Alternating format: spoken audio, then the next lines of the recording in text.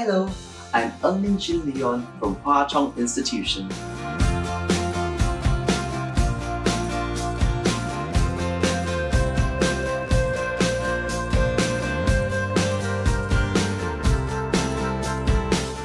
Language is something that I pretty much struggle with because there's no specific syllabus or per se, there's no specific parameter or scope when it comes to languages. As compared to math and science, when there's a syllabus that's really outlined for you specifically, and that all the topics that are taught in the syllabus will be tested. For languages, it's really hard for you to assess like what vocabulary phrases will come out for the comprehension passage, for example, or like what sort of topics will come out for composition. So that's something that I always struggle with because I'm not too sure how exactly I could go about studying for languages, and I think I also need like more extra practice in terms of like composition. So I think I chose to go for lessons so that I'll be able to get added practice, and that I'll be able to receive detailed feedback from the teachers so that I know exactly where I could improve on my skills in terms of writing, in terms of comprehension.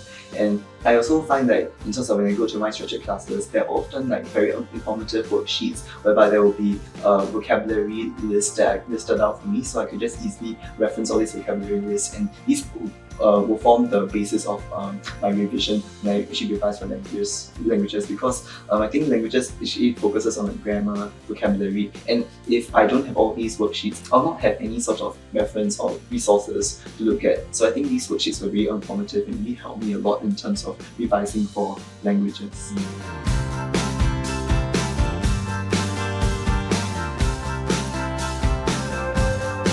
One of the teachers would be like my secondary 3 first higher Chinese teacher, which is like Yu Lao Shi. She actually really went the extra mile in terms of helping me improve in composition writing, for instance. She made us all keep a notebook, and during lessons she would pick up like those phrases that are really good to use for composition and make us write down in the notebook. So I think that was a really good reference in terms of like allowing us to have easy revision book for us to just look through some vocabulary phrases as well. I remember one of the compositions that I've written, she actually rewrote one of the entire paragraph and even typed it out and then stapled it to my worksheet. So I really found that that was really extra work from my hand, and that really helped me to see, okay, this is how I've written, and this is exactly how I can improve from there. So that was really something I felt that she really did a lot for us, and that really left a really deep impression, because I think that all the comments that she written for us in terms of the compositions were really detailed as to what went wrong, what went well. And I think that really helped me to learn and essentially know exactly what examiners were looking for in the examinations when I tackled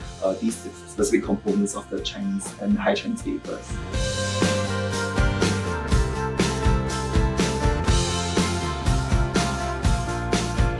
Currently, I take the standard BCME, which is physics, chemistry, math, and econs. And initially, when I was learning this subject, essentially, I had to figure out the subject itself, what the subject is all about, while trying to adapt to the new lecture tutorial system in JC. And I think I had a really hard time trying to adapt to the new system because everything was so fast. I was still very used to the secondary school's style of the teachers who actually teach everything in quite a slow pace, and that it was a pace that was easy to follow for me. But now, like in JC, it was a lot of like reading up on yourself. The teachers really go through concepts really quickly. So I think initially, especially in this new subject, econs as well, I actually struggled with it quite a lot because like I didn't quite understand how some of these diagrams work essentially, and it was quite confusing for me. So that's why I kind of chose to take econs in the demand supply module in my Stretcher. And I think like Teacher Wei-Lun, which is the teacher in the module itself, he really did a really good job at really explaining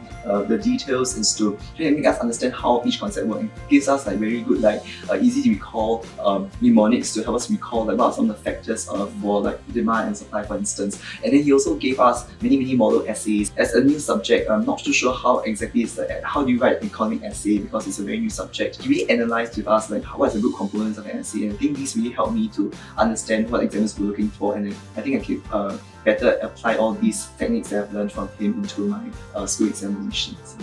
There are two sections in the notes in terms of, first of all, is the content section where it actually goes through like what the topic is all about, and the content we need to know as outlined in the syllabus document. And then the second part of the notes is in terms of the exam strategies, in terms of case studies and essays. He really lists out like what are some of the steps we need to take when you actually write an essay, and what are the things that we actually need, like breadth, depth, and context. It's really informative, and he really gives us a lot gives a lot of practice in terms of the techniques that are required when writing essays or when writing responses for economics. So I really enjoyed this lessons and really felt that it was really useful for my learning in economics.